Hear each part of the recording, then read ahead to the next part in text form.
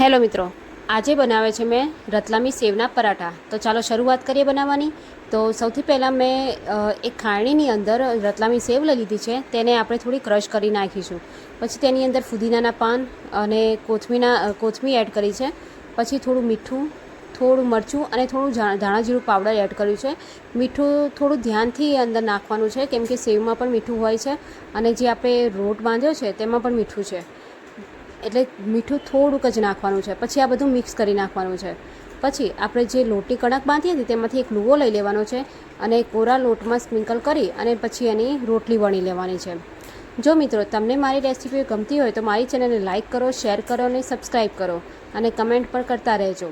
હવે જો આ રોટલી વણી અને પછી એની ઉપર થોડું તેલ આપણે એડ કરી દેવાનું છે અને તેલ ચારો તરફ આપણે પાથરી દેવાનું છે. પછી એની ઉપર આપણે જે મસાલો તૈયાર કર્યો હતો એ મસાલો સ્પ્રિંકલ કરી દેવાનો છે અને થોડું દબાઈ દેવાનું છે હાથથી, જેથી આ મસાલો બધો એમાં ચોંટી જાય.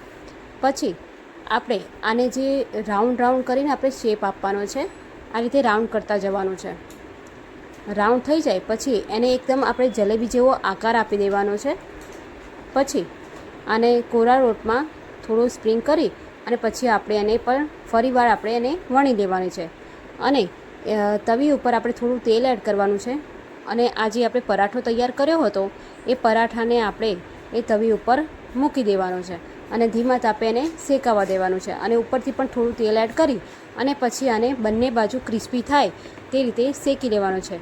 જો મિત્રો ઘરમાં કશો પણ વસ્તુ અવેલેબલ ના હોય અને તો પણ આ સેવના પરાઠા એટલા ટેસ્ટી લાગે છે, તમે એક વખત ચોક્કસથી ટ્રાય કરજો.